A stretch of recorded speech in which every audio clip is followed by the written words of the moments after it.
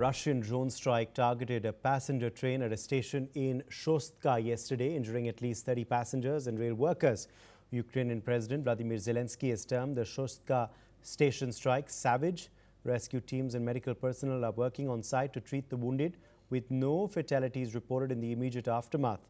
The train was heading from Shostka to the capital city of Kyiv when the attack occurred. Meanwhile, Moscow has intensified strikes on Ukraine's railway infrastructure, hitting it almost daily over the past 2 months. Simultaneously, in Chernihiv region, Russian drones struck several power facilities overnight, leaving approximately 50,000 consumers without electricity.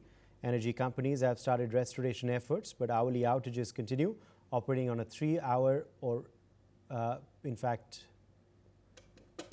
3 hours, of course, off schedule, reportedly. Additionally, officials have urged residents to conserve electricity and prioritize safety while repair work progresses. This attack, of course, comes after earlier strikes in Chernihiv and surrounding areas, including an attack on a power facility in Slavutsk on the 1st of October, which left parts of the region without electricity and caused a blackout at the Chernobyl nuclear plant that lasted over 3 hours. Andrew Latham, Professor of International Relations, is joining us live from Minneapolis. Andrew, what do you make of this latest Russian offensive on Ukraine? Well, it's of a piece with their strategic bombing campaign, if I can put it that way, that's been going on now for many, many months, roughly paralleling and equivalent to the Allied bombing campaigns against Germany and against Japan during the Second World War, although, of course, far more proportional and far more indiscriminate. And the idea is, of course, to break the will of the Ukrainian people by inconveniencing, by breaking the economic infrastructure that supports the forces at the front, by diverting resources so that they have to defend rail nodes and power plants rather than frontline troops. All of this is part of Russia's overall approach to prosecuting this war and has historical precedents and seems to be biting. Yes, absolutely. But Andrew, looking at this latest offensive, does peace look anywhere possible in the near future? Well, I hate to sound like an academic, but it depends on your definition of peace. Will the fundamental underlying differences between Kyiv and Moscow be resolved anytime soon? Absolutely not. They're fundamental, they're existential. I don't think they can be negotiated away.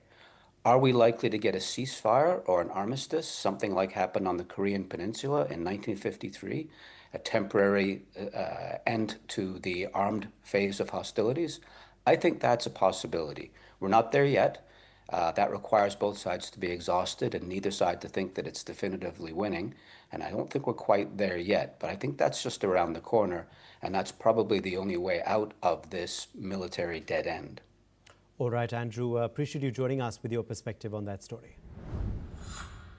Afghanistan's Taliban foreign minister will be visiting India this month after the UN Security Council committee temporarily lifted a travel ban. Amir Khan Muttaqi will become the first senior Taliban leader to visit India since he returned to power in 2021 after the withdrawal of the US military. The foreign ministry has said that Muttaqi would go to India after the Moscow summit on the 7th of October, which includes representatives from China, India, Iran and Central Asian nations. The UN Security Council committee has granted an exemption to the travel ban on Muttaqi, who's under UN sanctions, to allow him to visit New Delhi between the 9th of October and the 16th of October. Munich Airport, meanwhile, has resumed flight operations following 2 runway closures in less than 24 hours due to unconfirmed drone sightings near the runways. Authorities expect delays throughout the day as they work through a backlog of cancellations and diversions that stranded over 6,500 passengers. On Friday night and early Saturday, both runways were shut as a precaution, with 23 flights diverted and 60 flights cancelled or postponed. Airport officials provided stranded passengers with blankets and refreshments. German Interior Minister Alexander Dobrindt has vowed faster legislation to empower police to shoot down unauthorized drones amidst rising security concerns. Let's in fact listen in to some affected passengers. Yeah, I don't know how it's going on though. My flight got cancelled last night like everybody else's probably. So I'm now waiting to see how I can get back my bag because I got another flight from another airport 200 kilometers away. So I'm trying to figure out this. So we're just staying in line and waiting for somebody to support us, I guess. Well, we spent the night in the airport. We slept here. I think that the closing is valid. You know, we still have a war going on in Europe. But I do not like that the Lufthansa closed its counter yesterday at 11, and they invited police to how do you say it, to get us away from the counter. I don't know, it's not really something I'm used to, that you bring a force, authority to deal with that kinds of things.